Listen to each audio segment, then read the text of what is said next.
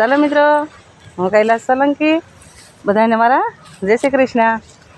મિત્ર, એક ખેડૂ હતો અને એને 20 વીઘાના ઘઉંમાં સકલીએ માળો કર્યો અને માળામાં 2 બસા નાના નાના. સકલી તો આખો દિવસ ચરવા વહી જાય અને સાંજે આવે. પછી એના માળામાં એક દિવસ ખેડૂ આવ્યો. એ ખેડૂ આવી કીધું કે ઘઉં તો પાકી ગયા લાગે છે અને હવે વાઢી લેવા જોઈએ. કાલ કોક ઉધડિયા મળે ને તો વાઢી નાખી કે. તો આ તો સકલી સરીને સાંજે આવી તો સકલીના બસાને વાસા આવી. માં એ કે આજ ખેડૂ આવ્યા હતા અને એમ કહેતા હતા કે કાલ ઉધડિયા કોઈ મળે એટલે આપણે ઘઉં વાઢી નાખવા છે.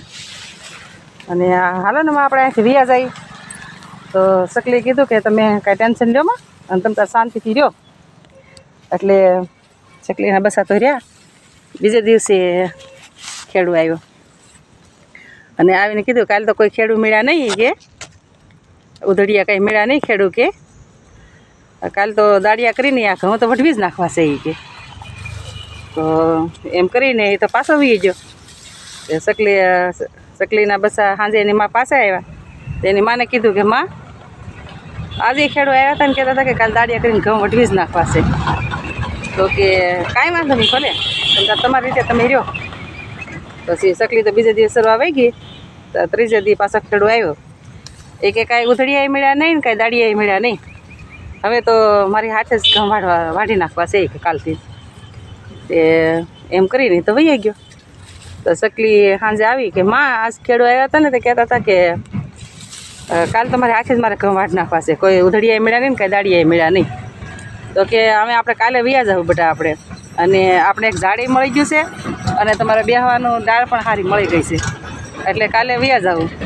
તો સકલીના બસાએ પૂછ્યું કે માં 2 દિવસથી ખેડૂ આવતા હતા ને કહેતા હતા ત્યારે તમે કીધું કે કાંઈ ટેન્શન લ્યો માં શાંતિથી રહ્યો. તો આજે કેમ થયું? તો તમે કીધું તો કે સકલીએ કીધું કે બેટા હવે એ ફેસલો એને હાથે એને લીધો છે અને એ કામ અવશ્ય કરશે એટલે અમે વ્યા જઈએ. તો મિત્ર, કોઈ કામ આપણે કરવું હોય ને એ આપણી જાતે આપણે ફેસલો લેવાનો અને જાતે નિર્ણય લઈને આપણે કામ ચાલુ કરી દેવાનું. કોઈના ભરોસે રહ્યો તો તમારું કામ થાય નહીં અને લાલચમાં તમારું કામ રખડી જાય. એટલે ગમે એ કામ તમારે મહેનતથી તમારી જ ખુદની ઉપર તમારે રાખીને કામ કરવાનું કે મારે જ કરવાનું છે, કોઈના સહારે નહીં. અને લાલચથી રહી તો આપણું કામે રખડી જાય અને ધાર્યું આપણું કામે પણ થાય નહીં. અને આ કહાનીથી તો આપણે એવું મળે કે જાતે જ કામ કરવું જોવે. ચાલો મિત્રો, બધાને મારો વિડીયો કેવો લાગે છે તો મારા વિડીયોને લાઈક, શેર, સબસ્ક્રાઈબ કરી દેજો અને નવા હોય તો ફોલો કરી દેજો.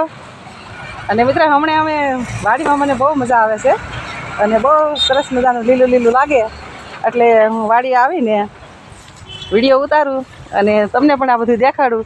અને જો રોડ કાંઠે વાડી છે, તો વાહન કોક હાલે જાય દેખાય તો નહીં આમાં, પણ સરસ મજાનું છે. લાઈક, શેર, ફોલો કરી દેજો. બધાને મારા જય શ્રી કૃષ્ણ, રાધે રાધે. ફરીને મળશું આપણે નવા બ્લોગમાં.